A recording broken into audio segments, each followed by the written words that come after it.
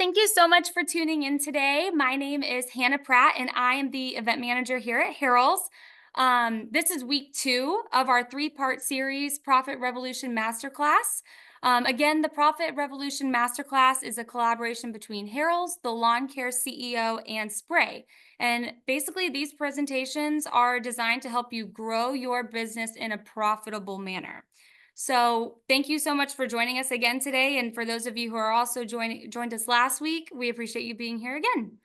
Um, Today, you'll be hearing from Aaron Suttenfield with the Lawn Care CEO, along with our very own Harrell's Territory Manager, Court Hall.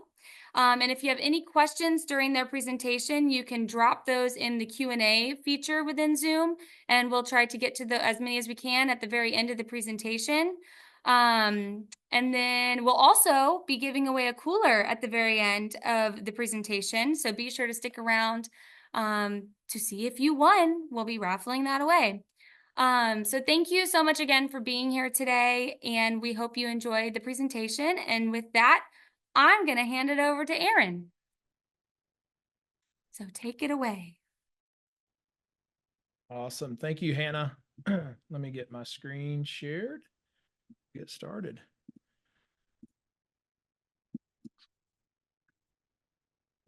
Good there? Awesome. All right, guys. Thank you for coming back from last week. We spent last week with you guys, helping you guys understand how to build a profitable company, how to understand your hourly break even. And so tonight we want to take some of that information and we want to learn how to build a profitable business, a profitable program within our business. And so we're going to mainly spend most of the night talking about building profitable turf fertilization programs within our companies. I want to introduce myself to you. I am Aaron Suttenfield. I'm a partner with Dan Rouse, who you heard from last week, in the Lawn Care CEO. And this is a picture of me and my family. I need 2 pictures because my son is not, you're not able to see my son in the first picture. He's in the mascot uniform. But I've been married for 24 years to my lovely wife, Paris. She's an assistant principal at a middle school here locally. And we have 2 children, Wyatt, who just graduated from high school and joined my lawn care company this year. So he's learning how to be an entrepreneur and learning how to work within a small business. So we're excited about that. And then my daughter, Brooklyn, who's 13, and she's a rising 8th grader this year. But I have been in the lawn care industry for 28 years. And so during that time, I have owned this company in some form that entire 28 years. And so I've paid a very big share of stupid tax over the years, as I like to say, in operating a company. I've been where many of you are right now. I've been where many of you are where I am today. And so I've got a lot of experience. I tell a lot of people that I work with, I can't always tell you what to do, but I can tell you some things not to do. So I come to you with a lot of experience in this space and trying to overcome the hurdles that help you overcome those hurdles a little faster. So I am removed from the day-to-day operation of RDS Lawn Care. And I spend most of my time today working with other lawn care companies, helping them with those hurdles that I mentioned. So tonight, I want to spend most of my time with you guys talking about this 3-legged stool. This is a term that Dan and I use quite a bit when we're talking about building a valuable business.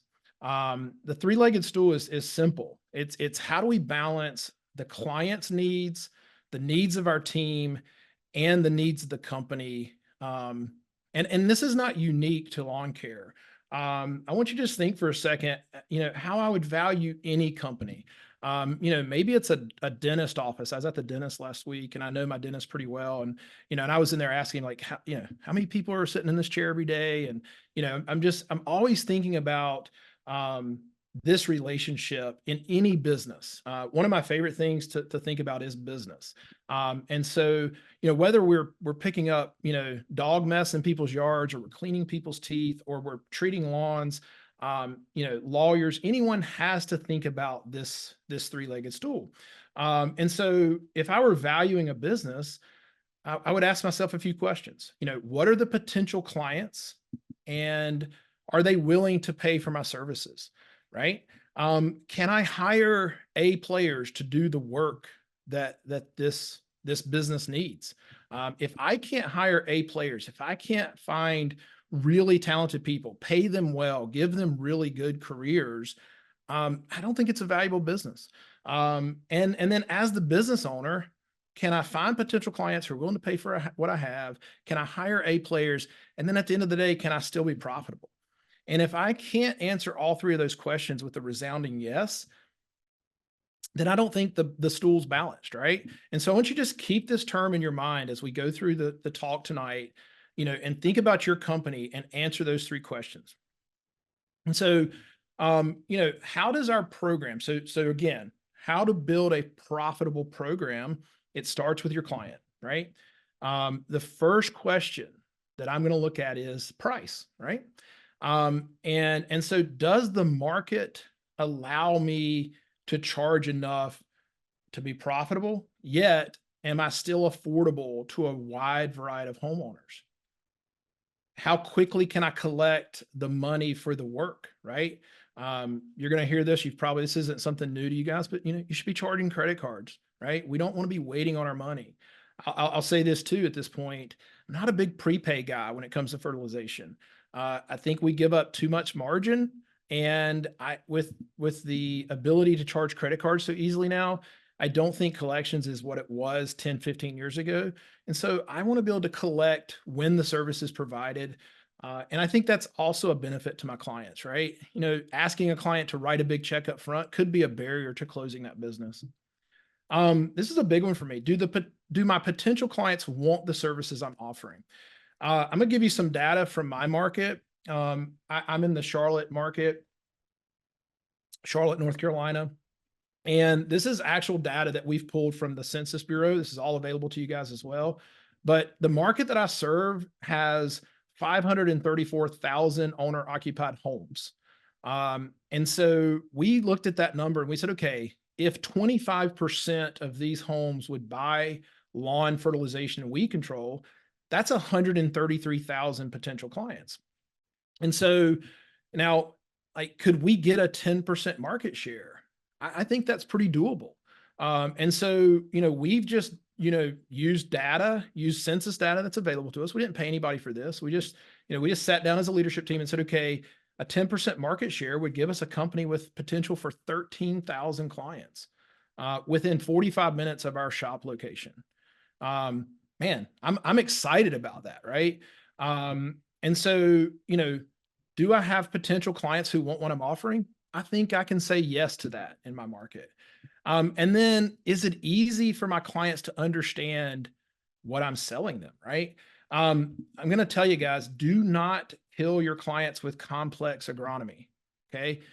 We can nerd out on agronomy, man. If you ever see me, let's go talk about agronomy. Let's nerd out with your sales rep or your rep for your, FERC company, nerd out on Facebook groups that are, industry groups. That's great. Do not nerd out on agronomy with your clients. They don't care. Your client cares if their lawn is clean and green, right? Do we provide weed-free green lawns? That's really what the client's judging you on. Um, you know, Making it easy for my client to understand my sales approach means I'm quick with my estimates, right? I want to get the price over the phone within, live on the first phone call. And if I get a web form requesting an estimate, within 1 hour, they should have something from me. And I want to make it easy to sign up. Don't make your client sign a contract. Now, how does our program benefit our team, right? So we've talked about the client, right? Can we be affordable? Can we, charge enough, right? Does the client want what we have? That's super important, right? That's sort of the first step. Second step for me is, does my program benefit the team, right? Does the company I'm building benefit my team? Let me say this. If you are not hiring people who look at your job as a career opportunity, you're not hiring A players. I used to get this a lot in the early years of my business. And, when I was hiring, I would get people who'd come in and they would say this to me. They'd say, I'm unemployed and I've never done lawn care, but I like working outside and I figured I could always do lawn care.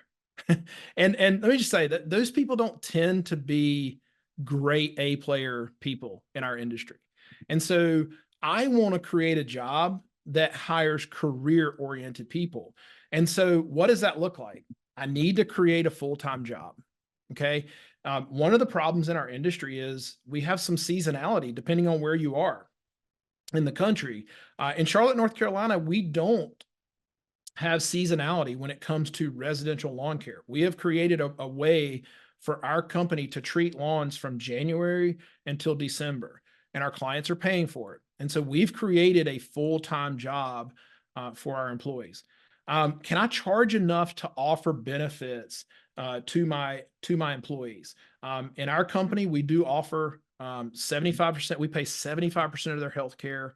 We pay a 3% retirement match, and we pay 13 days of paid vacation. And this is all available to our team after 90 days of employment. And so, can you build a program that allows for you to pay that? Because career minded people want to know that I have a secure job that is full time, and that there's an opportunity for me to retire one day, that there's an opportunity for me to take care of the health of me and my family. And hey, I'd like to take a break from this place, right, at some point. And I think we've missed that in this industry. We've made this sort of a temporary part-time gig too much.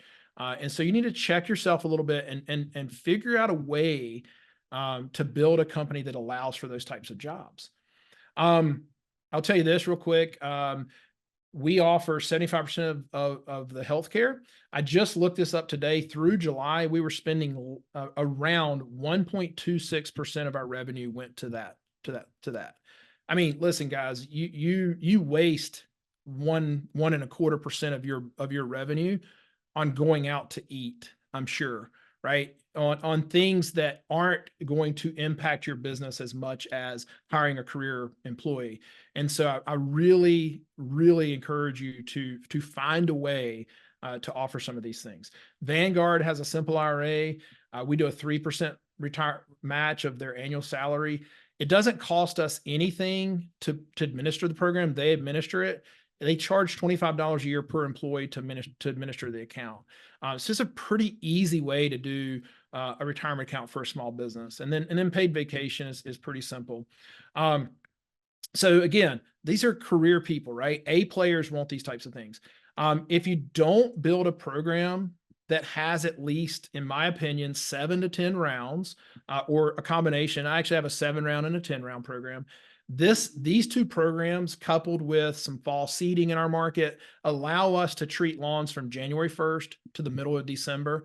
We have a little Christmas party. We shut down for a couple of weeks and we start over again. That allows me to do all these things. Now, if you're in a seasonal market, right, where you have an off season, maybe your season's only 6 months, you've got to think of ways, whether it's snow removal, Christmas lights, you've got to think of something in that off season that helps bridge that gap as much as possible, or you're going to have to get really creative with your pricing and your budgeting to allow for those off months. But you got to figure it out because you have to get A players. And then the third leg of the stool, right, is the company, right? How does our company benefit? I mean, all these things I'm talking about, like giving a really good value to my clients, but also offering all these great benefits to my team, right? Like at the end of the day, I have to make money on this. And I'll tell you something that I tell my team point blank. We have something called open bookkeeping in our company. I share the books with my team. I own 100% of the company, and I share with them the P&L statement. I don't hand it out. I don't give copies away, but I pull it up on a screen and I go through some of it with them. And there's some areas I don't, but I show them that they're a large percentage of the revenue, right? Paying labor's a large percentage. And I tell them at this point that, hey guys, if I don't make 20, 25% margin on this company, I'm going to shut it down. I have no reason to be here. I've invested 28 years of my life, and at this point, millions of dollars in this company. I better make a return. And you should want me to make a return, because you're not going to have all these wonderful benefits if I can't be profitable too. I mean, if you're a follower of professional sports, I mean, they talk about revenue sharing all the time, right? And that's what we're talking about here. So a couple things on the company real quick. To cover the cost of attracting A players, right, we have to keep our percentage of revenue to the field. So these are people who actually treat lawns, in my case, and do the work below 15%. Okay. Now, listen, if you're in mowing and landscaping and other things, we're not talking about that right now. We're just talking about lawn fertilization and building a profitable program. So 15% or less is what your labor needs to be. We're at like 14.75% right now. We actually do P for pay for performance, and we pay 14% to our technicians for what they produce. If your labor is higher than 15%, you have two things that you could look at. One is you could be just inefficient, right? An hourly worker is not incentivized to do quick work, so they could just be inefficient. Or your prices may be too low, and you need to raise your prices, right? To get that up. When it comes to the material part of this, right? We have a material part to apply to the lawns. We need to be around 20 to 25% of our revenue.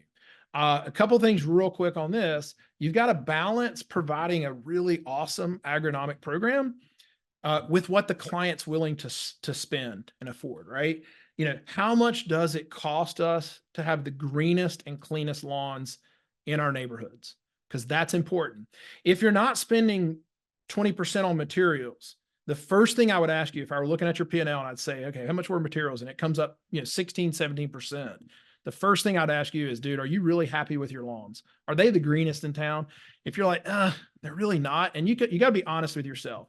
Do not be cheap on materials, because let me tell you, the number one lead source for you is referrals from the neighbors of your clients. And the best way to get a neighbor to call you is have the greenest lawn. It is a huge competition in residential lawn care. And so your best lead source is always going to be seeing your company out there treat the lawn. A couple things. One, have a really good wrap truck. I showed you my van in the first picture, right? When we pull in a neighborhood, it's pretty obnoxious. We've got this big green thumb guy, and it's an orange van. It's different than some of the other trucks in the neighborhoods that are doing it. We're putting a yard sign in. It's waterproof. It's highly visible. It's actually a cutout of our character. And so we're putting that sign out, and we're in neighborhoods with 40 houses that we do, and there's 40 signs all over that neighborhood. And hopefully, eventually, they're going to be in the greenest, most weed-free lawns. And so those are the clients those are the referrals we're going to get. And so the number one lead source is referrals. And if you are being cheap on your product, you're missing the opportunity to have the greenest lawns. Do not cheap out on product. So great CEOs, great business owners build great relationships. And everything, guys, that I've showed you to this point is my experience. This is actual data from my company. These are things that I have lived out. And this relationship that I want to share with you tonight is one that has been extremely influential in my life. This person, Court Hall, is become one of my best friends. He's my guy, right? He is the guy that we call when we need help with our fertilization program. And so this is actually Court, picture of Court. He's in the Clemson orange tie. He's shaking hands there with Jack Harrell Jr., the chairman of Harrell's. And this is a couple years ago. Court was receiving an award for Rookie of the Year, actually. And so I've developed this really awesome relationship with Court, where Court and I meet once a year for about a half a day. We do it virtually. And we build out our program for the next year. Okay. So we're doing this usually in October, building out. So for 2025, we'll meet in October for about a half a day. And I'm going to show you exactly how we do that here in a little bit. But we meet and we build out that program. And during this call, we're just ensuring that the program we're putting together is going to feed the turf properly. That's the basic for good agronomy, right? Are we getting the proper amount of food source to the turf? Are we doing everything within our budget to have the greenest and cleanest lawns, right? Then we meet for about an hour every month, again, virtually, to sort of, order additional products, to look at where we are. We'll tweak the program gradually each year, each in season. But guys, if you're making major decisions about your round as you go round per round, I think you're missing the opportunity for some savings and you're chasing yourself. And I'm going to show you here in a second how we used to do it. We used to do it that way. Round one would start, and if that was January for us, mid-December, I'd be calling, my vendor and saying, all right, what are we going to do round one this year? And, in January, I'd be calling my vendor, what are we going to do in round two? February's coming up. What are we going to, it's too late. We need to plan this out. I'm going to give you some tools tonight, show you some tools, and then we're going to send them to you this week that you can do this with your vendors. Other thing is, Court's on a text thread with my general manager of my company, and they're sharing pictures. My general manager will send pictures to Court through text to diagnose issues and help solve problems in the field. So this has been invaluable to my company. And so I've asked Court to come on. He's going to turn his camera on here and turn his microphone on. But I want to show you, like, in our opinion, a great turf program, starts with understanding how to use nitrogen, right, Court? And so we're going to share with them a couple of graphs here. This first graph is actually my program before Court Hall. And then the second one is my program after Court Hall. And Court, share with the group here what we're seeing in this graph and what you and I, you brought this to me. You sat at my living room table in June of 2022, and you said, I finally answered your call. You called me for a few months, but I finally sat down with you, and you pulled this graph out that's on the right and said, this is where we need to be. And I told you a little bit about my program, what we were doing, and we established this is what I was doing. So tell everyone what we try to accomplish with our fertilization program. Thank you, Aaron. First off, I want to appreciate you calling me a friend. You got some pretty low standards, but I'll gladly wear that badge. Yeah. So the graph here on the left, the graph on the right. First off, this is Polygraph. Polygraph is a tool that we have at Harold's that we are able to see how much nitrogen is being released via Polyon. Polyon is a control release product that we sell in our granular fertilizers, and we can what makes it extremely valuable to me is this extremely predictable. So when I can predict the future and what's going to happen, I can then plan around other things. I'm eliminating variables, and my whole goal when I build these programs is how many variables can I eliminate so that we do not constantly have to worry about chasing color, right? So I try to make this in layman terms as I can when I sit down with guys for the first time, because I mean, there's a lot of information coming at you at once. And the way I do that is this simple, man. There's a little skinny red line here, and basically everything above that line is representing holding color, right? I know that if we can just stay above that red line, your turf is going to look better than people that don't stay above that red line. It's pretty simple. And the graph on the left, when we first came to you, that I say from a couple years back, you were above the red line or at the red line for 13 weeks. And what I brought you was 37 weeks. So I was able to present this in such a way. It's like, man, look, nobody can sell fertilizer the way I can or the way Harold's can, because they can't show you this. You can't visually see how things are going to react. And there's value to that. So once I can eliminate the variable of color and color hold, now we can start diving into pre-emergence, weed control. We can take our eyes off of all these moving targets that we're trying to hit, and we just know, hey, man, we pull up the yard, it's going to be green.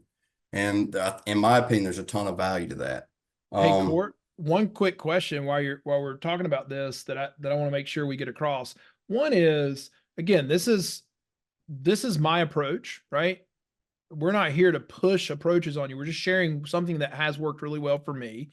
In this program that we had before I joined with Court and started working with him, we were relying a little bit more on liquid fertilization.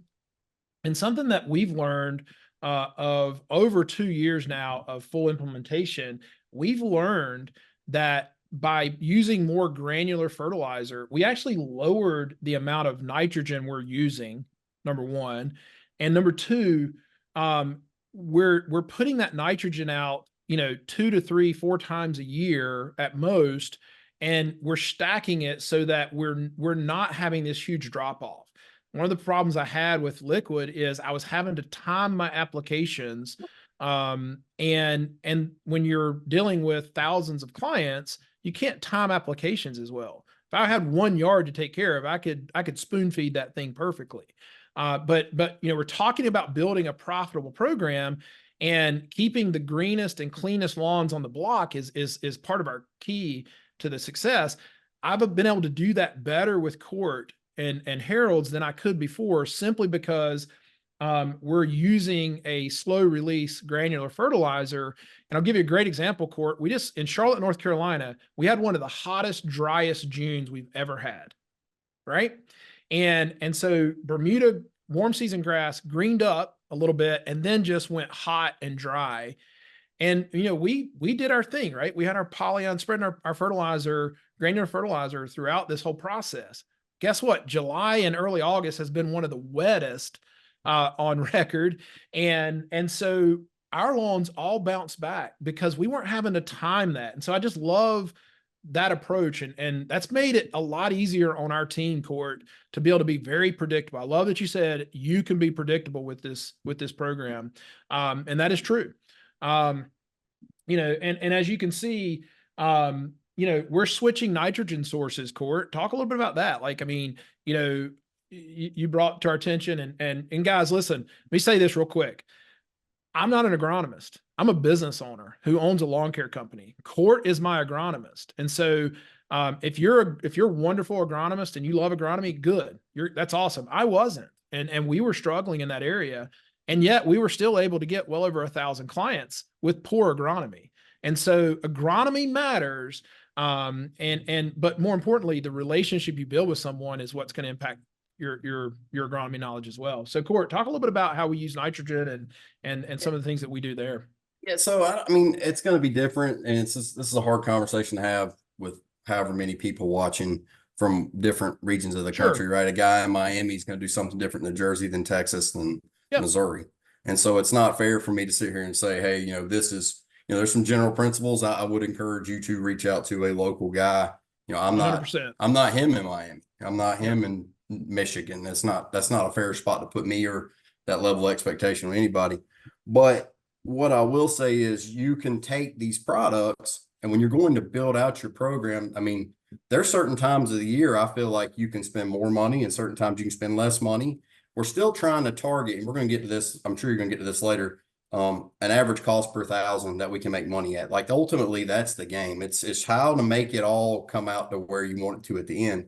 And if you give me a target, then, you might not get a Lamborghini. It might be a Ford. It might be an Acura. There's nothing wrong with any of those. It's just understanding what your budget is before we start, because the last thing you want to do is take off building some program, and I'm trying to put you in a good position, and because you're priced improperly, now you're not able to make money, which is a very short-term deal for me and probably you. So we got to make sure that we're on the same page and we're thinking together on this. And looking ourselves in the mirror saying, am I priced effectively? Yeah. We're going to come with a product that's going to work. I mean, ultimately you're going to get out of what you put into it. If it's $1.50 1,000, bro, that's all you got. That's fine. But don't be surprised when the guy that gets $2.50 1,000 is thumping you, because he's going to have better stuff. That was something that we discussed heavily when you and I first met. It was, man, I don't know if I can afford to work with you, Court. And they also because there were some bag prices that scared me. And the next slide that I'm going to get into is going to show us how we accomplished that. We got to have our cake and eat it too. We're using the best products in the market, and we're profitable. And we did that because we sat down and we built out a program for the year. And there was a lot of give and take. I remember that conversation. You're like, listen, man, I can give a little bit here. We can pull back in this bag, right?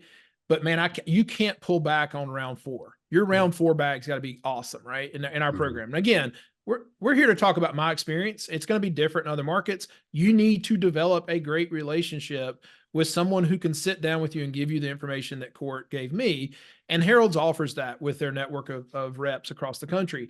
But I just remember, once we built it out, it was like, oh, okay, we can do this. Let's go, right? Let's go make, the greenest lawns. I will tell you, that this graph on the right, I wish I had all day to drive you around in my yards.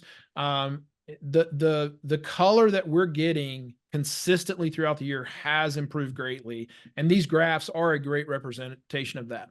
And you don't have to be a very bright guy to see there that, hey, if we're both red line, like we're trying to make this simple. Let's don't get, you Yep. said, geek out on it, right?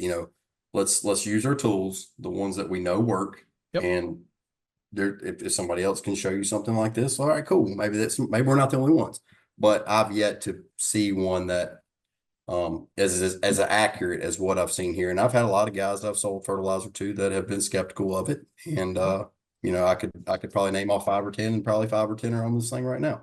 Yeah. But the reality of it is it works. You trust it and you do what you're supposed to do. Another point I wanted to make, when I'm building out these programs, first off, like you said earlier, it's key to understand how much time do we have to work in. In Charlotte, we're expected to keep grass green for 12 months out of the year. That's the goal. At any given point, Bermuda obviously is going dormant. So in those dormant times a year, we're not going to spend that kind of money.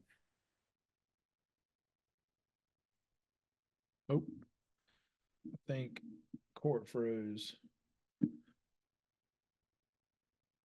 Results when we need the results, man. That's pretty much the game. It's not rocket science, but you can overthink it if you're not careful. Hey, Court, I think you're freezing a little bit, so we're gonna Aaron, we're gonna move on. Now my worst nightmare. All right. So we didn't miss too much of Court there. The most important part there is, all right. The most important part that I wanted to get across and why I wanted to bring Court on is we're not going to geek out on agronomy tonight. If you've got agronomic questions, we're going to defer you to your rep in the area, and would love to have those conversations with you. But the purpose was not to geek out on agronomy. The purpose was to share with you the importance of a relationship there. And again, my experience, this has been a very valuable relationship for our team. And we don't have to hire an agronomist on our staff. We get to go run a business. We get to go run an awesome customer service business. Your clients do not care about agronomy at the end of the day. Court, do you ever go to the doctor? No. Occasionally? All right. How do you know you have a great doctor? I'll be honest, I don't. You don't, right? The reality is you don't know if your doctor's great. Here's what you know about your doctor. Could I get an appointment? Was he friendly when he or she friendly when they came in the room? Did they get back to me quickly with my blood work results? Was I able to get prescriptions, fast when I'm sick, right? That's what you know about your doctor. He could have, what do they call the guy who graduated or girl that graduated last in their class? Doctor. Right? And so, it's important for you guys on this call tonight to understand our clients don't know if we're good at agronomy or not. They don't care. They want to know if we answer our phone when they call. Now we better be good at agronomy, right? Go back to my point. The greenest, cleanest lawns get the most referrals, right? And that's going to be your number one lead source. All right. Hey, go to the cost per unit calculator. This is where this rubber really meets the road, brother. So all right. So this is a tool that once I've, kind of done all the evaluation that I just did with you guys, I've met with my rep, we've dug into the products, we understand, where we're going. Now we're going to start building out, the product costs, right? And you guys have done this. This is nothing, it's not a revolutionary tool, really. You've probably done this on the back of a notepad or paper. You probably have some sleek tool that's better than mine, but what tool are you going to use to build your program? We're going to send this to all of you guys. This is a spreadsheet. And I want to talk a little bit about what we're seeing in the spreadsheet.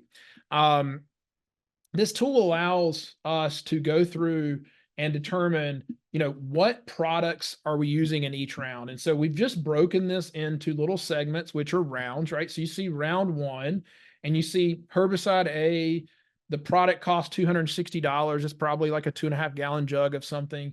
Again, this is just a sample. Don't get caught up on types of product. We're not here to talk about product and price of product. We're here to talk about theories of how you build these things properly, right? And so insert your product here, product cost, and then what is that product cover, right? So in this herbicide A, that 2.5 gallon container covers 320,000 square feet. And then in fertilizer A, a bag of that was 23.35 in this example. It's going to cover 10,000 square feet. Now, if you'll notice, we're only going to treat 5% of the lawn with this herbicide. We're assuming that's a spot spray, right? 5% is a little high. I'd rather be a little high than a little low here, right? We don't know exactly what percentage, but we're just kind of averaging this. And then fertilizer A, we're going to blanket covers that. So it's 100%. So in this round one, my cost per thousand was $2.38. Okay. Then you go down to round two. This is probably an example that looked kind of similar to doing a pre-emergent application. And so, we've got a couple different herbicides, some post-emergent and some pre-emergent. And so we've put in our product cost and our coverages, and they're all blanket sprayed, right? Probably mixing this in a big tank, maybe a 300-gallon tank, and applying this. And there's a little bit of fertilizer in there to boost that at that time of year. This would probably be on a fescue lawn in this example. So that would be $1.62. And this is a 10-round fertilization program. So we'd have 10 examples of this, each round being a different cost, right? And in this example, I'm only showing you 2 of the rounds, but there is a round where we're at like $3.35 a thousand. But the average of all of these was $2.09 per thousand, okay, for this 10-round program. So the cool thing about this tool is in that one day, that half day meeting in October, Court and I are going through and we're entering all this information per round. We're studying like, what's our program going to consist of? What's that going to cost us with the updated pricing for the year? And it just lets us know where our cost is, right? This tool, we're also going in here in the product and we're inserting some notes within these products, right? We're putting some notes in there like, what is the, how many ounces per thousand are we using of a certain product? And it's really cool because my general manager can go back to this tool every round and he can see what was the math that we used to get there, right? What was the mixture rates for that round? This allows us to efficiently order product, ensure that our inventory stays up to date. But most importantly, I know exactly what the average cost per thousand is for each unique program in my system. We have 4 programs that we combine the average of those, and that's our price. We want to be a little high on that. So this is one of our, actually, this 10-round program is 209 for us roughly. Our 7-round program ends up being around 250. We combine those and average them out. So this tool is something that we're gonna email to each of you guys. You're welcome to use it. And use this tool. If you have any questions, you can talk to your Harold's rep on how to use it a little more effectively if you have any problems, but we will be giving that to you. So once we know this cost, then the next step for that is we've got to build a rate matrix that scales, right? I do not want to build a rate matrix that does not pay me at scale, right? Let's go back. We've got to build it so our clients can afford it. We want I'm trying to get 13,000 people to buy our program, right? I can't be overpriced. I also can't be underpriced, right? I got to hire awesome A players who are going to serve and take care of my clients the way I would. So I better have an awesome opportunity for them. And so this is where the rubber meets the road, right? All the work that we did last week and so far tonight leads us to this point. You're going to also get this tool. It's going to be free. And so it's a really simple rate matrix, right? So let's talk about this real quick. So when you get this tool, you understand. We're going to make some assumptions. We're going to make 2 assumptions. Let me caution you not to be fast when it comes to your rate matrix. Don't put your fastest guys' times in there. I coach a few guys who they're still doing some solo operating, and they'll tell me, "Oh man, I can treat a yard in 7 minutes." That's great. That's awesome. But I'm not going to build a program on my fastest guy. I'm going to build a program on an average person, right? And then my faster people are going to win through performance. So I'm assuming that we have an average of 8 minutes per stop. I'm assuming that it takes about 1 minute and 15 seconds per thousand on average to treat. And those are probably a little high, but that's okay. I'm building in my hourly rate as a loaded rate of $30 per hour. Loaded means I'm probably paying around $25 an hour to the employee, but when I factor in my benefits, my paid vacation, and my taxes, I'm probably landing around 30 all in. Okay. And then we all know we figured out how to do, you took the pricing 101 class. If you didn't, go back and take it. It's free, guys. It's no strings attached. It's free. It's going to help you understand your hourly break even. And then our cost per unit is $2.45, right? So we kind of averaged that out, right? We went over here, we did some math, and we landed at $2.45 per thousand. Okay.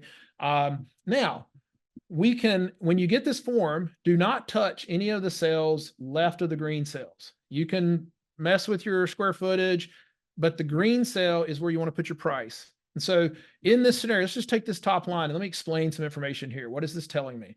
Obviously, 3,000 square foot yard, we're going to charge $49. Okay. And that's going to take us about 12 minutes to treat that yard. Now, in the orange block, we're taking into account our full in, all in break even cost, right? All of our overhead, all of our labor, our rent, the staff's overhead staff's pays in there, everything's in there except for materials. And this job break number is multiplying the hourly break even times the man hours and the cost per unit times the square footage. And that totals $25.95 in this scenario. So my net profit is 47%. Again, that is my net profit in this scenario. So if I do all 3,000 square foot lawns, I'm going to have a great net profit, right? Now the yellow section is a cool section because it breaks out just the raw cost, right? This is just the raw labor and the raw material. So we're not really taking into account any overhead in the yellow section. And remember, last week we talked a lot about this percentage of revenue being under 35%. And in this scenario, I'm at 26%, almost 27%, right? So well under 35%. And there's no line in here that's much above 34.3. So I'm under 35% as an average. And so this is a rate matrix I want to get behind and scale, guys, right? I've checked all my boxes with this rate matrix because I understand my numbers well enough that I can afford to do all of the things that we shared with you on this call tonight and be profitable. And that's a win-win-win, right? The company wins, the team wins, and I think we're affordable for our clients to win. And so again, if you're going to get 13,000 clients, I'm going to have to be affordable too, right? And so we're trying to balance all this, right? Just as a note here on the side, this is a column that just tells us what our average per thousand is for that line item, right? And so you can see it's kind of a sliding scale that goes down as the yard gets a little bigger. We bottom out at $10 per thousand here in this market. Again, don't get caught up on these numbers. Do not copy these numbers. That would be extremely dangerous. This is not for you to copy. You're going to get a form where these will be blank. The green section will be blank, and you can build it out for yourself. Okay. Now, listen, you've got all these awesome tools. You've built all this knowledge. You've got these wonderful, rate matrix, and you've got this, this great thing. You're ready to go scale. And, you've got to combine this with a great CRM. And so we partnered with Spray. I've had a great CRM since 2011 that I have fully implemented in my company. I do not use Spray. I use a different one. Spray is a wonderful CRM for fertilization companies. And honestly, if I didn't have so much data in my other CRM, I would be a Spray client. Spray is going to be a wonderful CRM for you in the lawn fertilization and weed control space. It's gonna route better than most CRMs. It's going to your support is going to be amazing. Brian and Caitlin are awesome. And so I highly recommend you giving Spray a talk to demo with them and see what they can do for you. But let's talk about what am I looking for in a great CRM for a scaling company? A great CRM is going to allow me to estimate quickly, right? I'm going to be able to take a rate matrix, put it into my CRM, put the square footage in, measure a property, and get a quote to someone quickly. More importantly, I'm going to hire someone who does that. Maybe you're going to hire a virtual admin and they're going to do that. I will tell you at RDS, we use a virtual admin for that. It's going to allow me to schedule and produce work efficiently. It's going to allow me to charge credit cards after each visit automatically. It's going to allow me to automate important communication to my clients. When are we coming? Letting them know what we treated, letting them know their credit card declined, right? We're going to have follow up for estimates, right? To make sure we're closing. It's going to allow me to manage important details about my clients. Man, I have great data on clients. I have thousands of or hundreds of pictures of clients' yards over the years that at each visit. So I can see as a manager, I can go in and see how a yard looked in March versus July. We're going to create tickets so that we can follow up with clients and we have issues and we start scaling and we have multiple team managers managing, 4 to 6 teams each. We can send tickets to that team leader to go and follow up with a client. In our company, we want to get resolution with a client in less than 72 hours. And we want to return phone calls in 24 hours. So great CRMs are important to building and scaling profitable programs. And then the last thing I want to share with you, just real quick, we're not going to get too dig deep into this, but there are people on this call who are trying to start a program from scratch. And so I want to share with you guys some options for trucks, right? This is an awesome, sleek setup. I think this is from Florida Sprayers. I mean, this is a really cool truck. Cost this truck is well over $100,000, depending on how it's equipped. You got some cool dry storage here. You can put a ride-on machine on the back. This is a really sleek truck. This is probably my favorite option for guys starting out. Go pick up a used 2500 pickup truck, wrap it. You'll spend about $5,000 wrapping that truck. Spend the money to wrap the truck, pay someone to do an awesome wrap for you. I love this truck because it's yellow and purple or lime green and purple. This stands out in a neighborhood. Guys, you need to stand out in your neighborhoods. Don't blend in. Don't do a white truck with just one little sign on the side of it. You need to stand out, and your clients need to know who you are. I love that the spreader's mounted on the front. It's got a spray tank in the back. GNC sprayer from one of your Harold's reps. Space Saver would be awesome in the back of this truck. Got some backpacks mounted there. This is awesome. I showed you guys, I have some vans. These are cool. I got the idea from this company here, Oasis in Cincinnati. This is a pretty cool feature. Vans are awesome because it's different. It's a huge billboard and you look different than a lot of people in your market. But they're expensive too. This is probably an $85,000 option here. That's what our vans were roughly. This allows us to park in, without worrying about getting rained on and things like that. It's a great billboard. They all have pros and cons, and I'm not going to get into it, but option 2, find a used truck. You should be able to get an option 2 for under $35,000 all in. And all of these trucks are going to produce somewhere between $1,500 and $2,000 a day with one person in them. So these are great truck setups. This is a great business model for scaling. With that said, we are to our question portion. So I'm about 6 minutes over what I want to be, but we're okay. What we would like to do at this point is I want to invite my partner, Dan Rouse, to turn his camera on, and Court and Hannah to turn their cameras on and microphones. And we're going to try to field some questions at this point. So Hannah, I have not been looking at questions. Yeah. Hey, Aaron, here's a good first question. This is Dennis Pritchett. Dennis asks, he said, I have a minimum charge. Is that a bad idea? Not at all. Dennis, let's, if y'all allow me, let's go back to the rate matrix. In this scenario, the minimum charge in this scenario would be $49, right? And so we're saying up to 3,000 square feet, $49 in this scenario. So I see some people set their minimum around $5,000. So if you were to do that in this scenario, the minimum would be about $65. The thing I'll tell you about the minimum, in my opinion, when you're thinking about a good program is, does your market have a lot of tiny yards in it? Court, we've got all kinds of little pockets around Charlotte with these little tiny yards on them, like 1,500 square feet.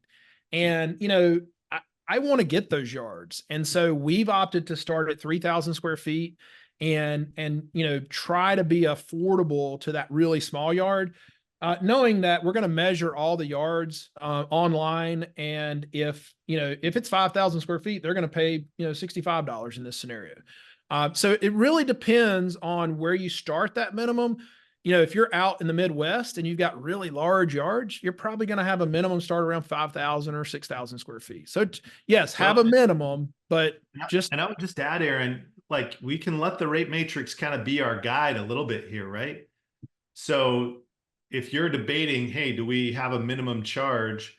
You can say, hey, listen, if I can go get that client for $49 a visit, that line, as far as profitability, cost of goods, that's a beautiful line. I love that line.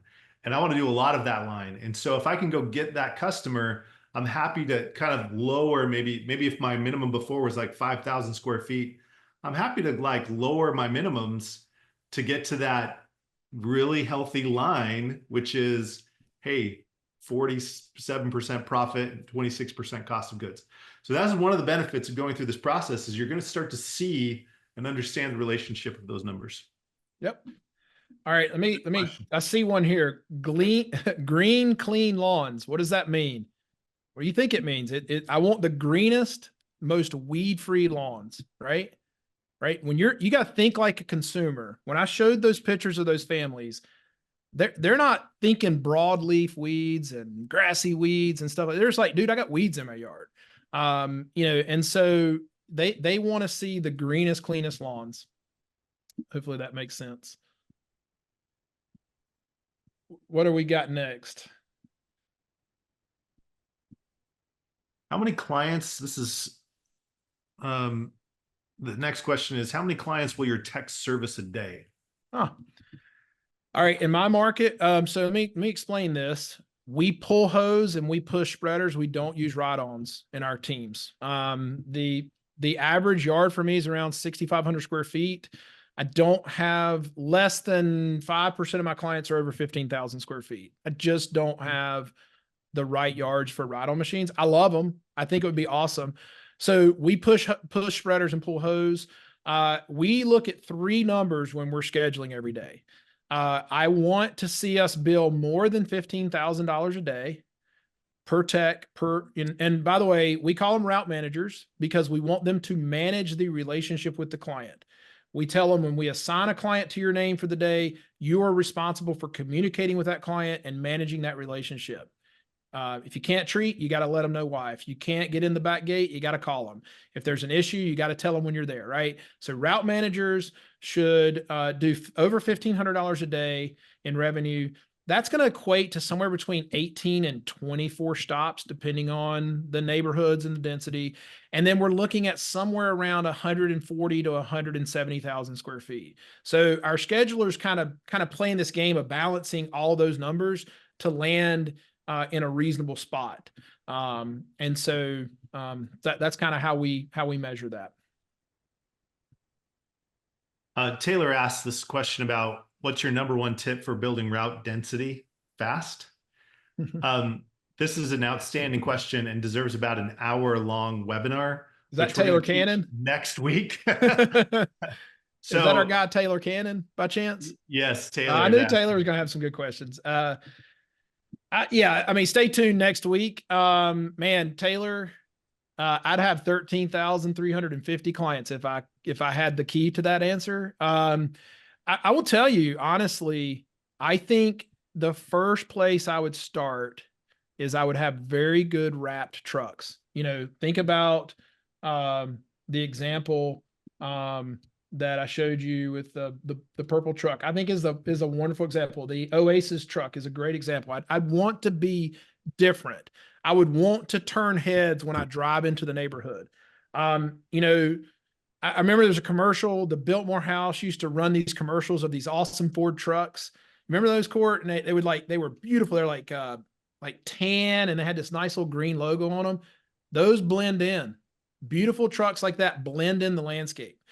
These trucks stand out. They're tacky, right? You're in a service-based business. I want all the stay-at-home moms, all the, the turf nerd dads to go, what is that truck in my neighborhood, right? First. The second thing is I need my yard sign to match that, right? So if my truck's purple and yellow, I need to have a yard sign that's 8.5 by 11.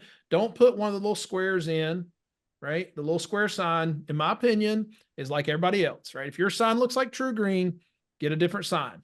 My sign is a cutout of my character, and that goes in every single yard. I think I spend 50 cents a sign. I'd pay $1.50 a sign. Do not get cheap on this stuff, guys. This is my best lead source. Hands down, my best lead source is people seeing my trucks around town, people seeing my yard signs, and having the cleanest, greenest yard with the sign in it. That's, obviously next week we're going to talk more about, social media and all the marketing opportunities. The answer to marketing is yes, you should spend as much as you can afford and get a return, and spend the money when you're able to track it and see what's working. If you're throwing money at it like a roulette wheel, I'm going to caution you not to invest in marketing until you can track it and if it works. Hannah, it might be time for the giveaway. Is it time for the giveaway? I think we should do the giveaway. Let's do the giveaway, and then we're gonna, right, Aaron, you're good to stick around for a few more minutes on questions. I see a few more that I think are really solid. So let's stick around for a few more minutes. For those who have to take off, Hannah, we'll let you work on the giveaway. That sounds great. Okay, so first of all, just so y'all know, we're giving away a 52-quart ultralight Arctic cooler with wheels. So everybody wants one. Everybody needs one. Color. So let me just shuffle. We have a lot of people on tonight. Well, while she's shuffling, by the way, there's like a list of giveaways somewhere, like where next week, if you've attended all 3 sessions, if you've attended the first 2 and you're coming back to the 3rd one, we're going to give away the big prizes. These are just the baby prizes. We're going to give away the big prizes. And so stay tuned. Like if you've been to 2, might as well come to the 3rd one. Not only is it going to be great content, but you got to qualify for the big stuff. So I kid you not, but the name that I pulled is Taylor Cannon from CL Lawn and Pest. It's rigged, boo, rigged. I kid you not, Taylor Cannon. It's written. Congratulations, Taylor. With everybody on here. Great job, Taylor. Yeah. Taylor's from Houston, Texas. He's I think he's in year 1 of full-time FERT and weed control. And he's doing some awesome work. Congrats, Taylor. So I will reach out to you directly to get information for where to send your cooler. All right, so Aaron, more questions. You take it away. If we're good, so we're going to answer just a couple more questions here. The one that's real quick one that I loved is, what size tank do you recommend? Court, you want to talk about that? Like truck setup, like basic truck setup for a new guy. What would you recommend? Yeah, I mean, I personally think you need to be thinking 300 gallons total. However you want to get there, that's on you. I mean, you can do 200, 100 splits. Starting out, I like buying just a simple Let's Go spreader. Reason why is because they're stainless steel, pneumatic tires, fairly easy to operate. You can find the parts for them. I'm good. I'm sure there's better out there, but for the cost, what you're getting, it works. Again, I mean, if you got 300 gallons and you're at 1.5 gallons, 1,000, you're going to be covering 200,000 square feet, and maybe your guys cover 200,000 square feet. But in my mind, if I can do that and build $2,000 plus a day, that's a pretty good day. I can get a guy to show up and do that every day. I'm going to have pretty good. I'm going to do well. That's my whole approach when I set guys up. Yeah.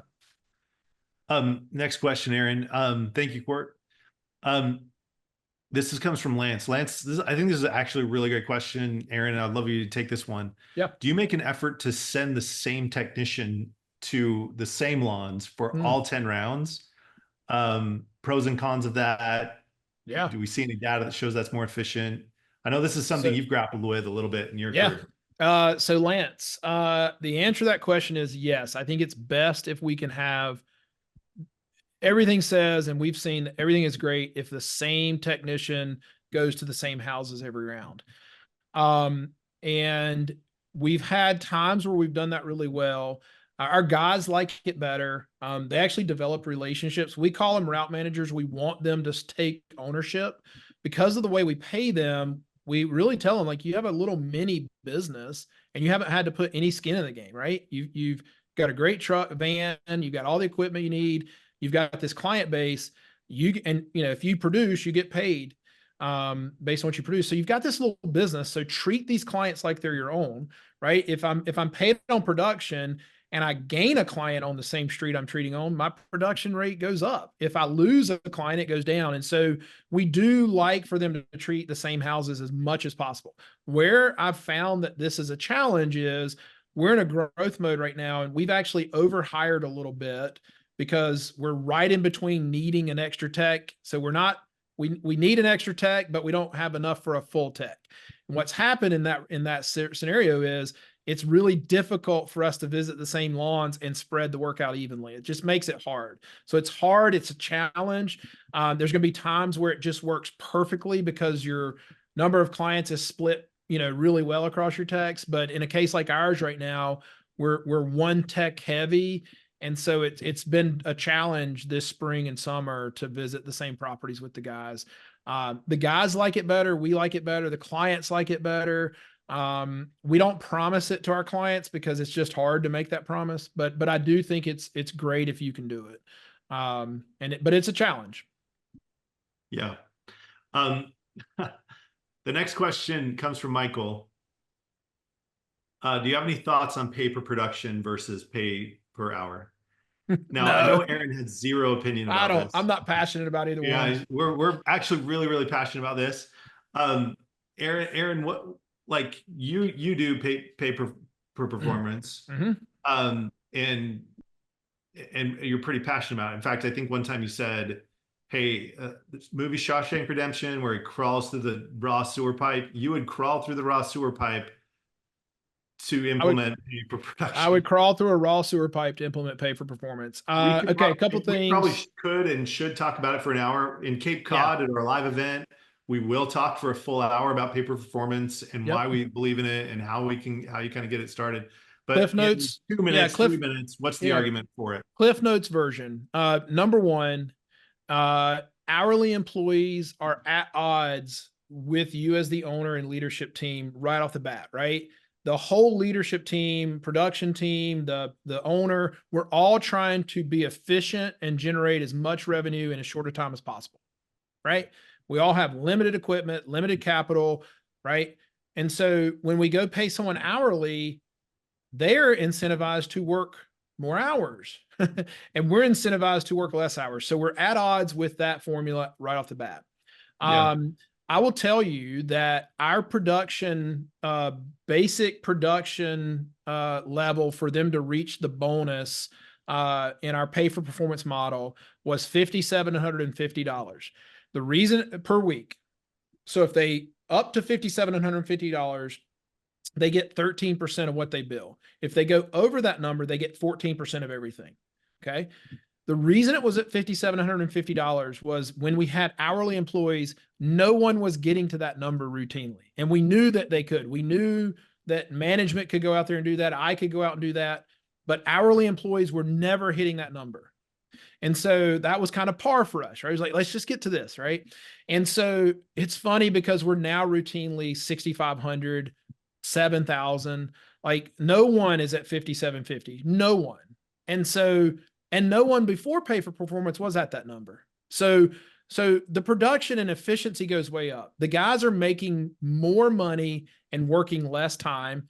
The biggest question we get, Dan, I bet your quality has suffered. Our quality has improved. Again, go back to what I just told you in the scenario of treating the same house. You don't want to lose clients on a performance model. You lose clients, you lose revenue. Like we all win and lose. One of our core values at RDS is we win and lose as a team. And that's really true. The way we pay, the way we, produce, if we don't keep clients, none of us win, right? This finally clicked. I was with a client recently. We were coaching this client recently, and this tenured employee, his name was Esteban. And Esteban was like, I was explaining pay per performance for him because they're thinking about implementing it. And I said, Esteban, are you faster than most of the guys you work with? And he's like, oh yeah, I'm way fast. I was like, really? He's like, yeah, there's a lawn that's scheduled to take an hour. I can do it in half an hour. And I said, wouldn't it be better if you got paid for the whole hour, if you could do that lawn in half an hour? And he had this little light bulb moment where he was like, wait a second, I could get paid for the whole hour. And that's essentially what we're doing, right? We're rewarding the guys who are fast and we're penalizing the guys who are slow. Where An hourly rate does the reverse. It rewards the guys who are slow and punishes the guys who are fast. And so obviously we're really passionate about that. If you have more questions about pay performance, reach out to me or Aaron. We can talk about it for hours and would love to. Hey, Shelly asked a question. Yeah. We apply 99% with a ride-on zero turn sprayers and we have 1 acre minimum. Do you have suggestions based on that model? Yes, everything we've built out. When I look at the rate matrix, let me just pull that up real quick. You can put any square footage in here, any price, any budgeted time, right? And you're going to see what your cogs are. Again, I would not want my cogs on that size yard to be much above 35%. And so, you know, this is why we need to know our numbers, especially when we're talking about larger yards like that. But yes, this rate matrix and all of the work that we're doing does not matter size of lawn. It's all the same. And you got to be a little careful about the bigger lawns because it just feels like, oh, that's more money and more money equals better. It only equals better if our cost of goods are in the right place, if our profitability is in the right place. Like we got to pay attention to the numbers because if you don't really know your number, we had this experience the other day, and we were coaching a company who was like, we kill on the big lawns and we love our big lawns and our ride-on mower, ride-on sprayer. And we actually ran the numbers and they were like, oh no. And they realized what Aaron's realized, which is like actually a little smaller is more productive for our company. So it may be different for your company or situation. You got to make sure that you're running your numbers and really understanding them, which is our goal today, is make sure that that's really profitable. Billy Conroy said, spray is not forgotten what makes a company successful. Customer service. You're right. I'll tell you, when it comes to CRM guys, they're only as good as as the service they can, you know, support you with. Spray has been awesome at that. And the CRM that I use, I've used since 2011, is not great with it, but we've implemented it really very well. I'll say this: it's really hard to switch CRMs. So you need to find a good one and ride it. It's very painful to switch, but he's right. That is true. They have great customer service. The developer is typically the person you're going to talk to, which is awesome. So all right, final question, Aaron. Let's do one Yes. final question and then we'll wrap up. But do your technicians mix their own chemicals, or how do you handle that? Yeah. No, we have one lead tech that handles mixing for the team. We pay a little extra for that tech. I think it's really important to have one person in charge of that. It's not our general manager. It's not me. We teach someone. We have some standard operating procedures around this. But we want one person with their hands on it. That's typically a senior technician. And again, pay a little extra for that. And then I do have one quick thing. Obviously, you know, I highlighted my relationship with Court tonight. Harold's has a network of sales reps and customer service reps across the country. Reach out to contact@harolds.com. They will put you in place with the person that's closest to your area and to work with you. All right, guys. We love you. We care about you. Well, not all of you. Let's be honest. Some of you aren't very lovable. No, I'm kidding. But no, we really are interested in seeing your success. Please reach out to Harold's, reach out to us, the Lawn Care CEO, reach out to Spray. If there's something we can do to help legitimately, we're interested in that within reason. And we look forward to seeing you next time around. Any final thought, Aaron, Court? Yeah. Somebody asked real quick, do we advertise that we use Harold's products? I don't advertise that necessarily. I tell people about the products that we use. And we've had clients, seriously, guys, in the last 2-3 years say, what's different? My lawn looks better. What are you doing different? And we tell them about how we're using Polyon and granular products. And so we talk about what's behind those. And the last thing I'll leave you with, guys, is first of all, thank you for listening to us. Honestly, guys, it's a little intimidating to get on here and share, what I've done with a company over the past 28 years. I don't claim to have all the answers. Quite frankly, I don't. I'm still learning. One thing I love about working with you guys and helping is I learn a lot that helps me. So I think I learn as much as I teach. But thank you for listening to what I've done. This has been my experience, and hopefully it helps you guys. Dan and I are pretty open books, so if you got questions, hit us up. And I do want to remind you that we have this free Profit 101 course. If you have not done that, it's free. We're going to take your email address. We're going to take your name. We're probably going to send you some stuff over the next couple of years. Unfollow us, unsubscribe if you want to, but go take the class. We were talking about it last week, and there were questions. I mean, I think even Court, honestly, I think I'm going to pick on Court here. He's like, man, what do I need to know about this? Like, Court, go take the class. Go take the class. Like, all the questions are in the class, and it's free. It really is. And so start there and then take tonight and use these tools that we're going to send you.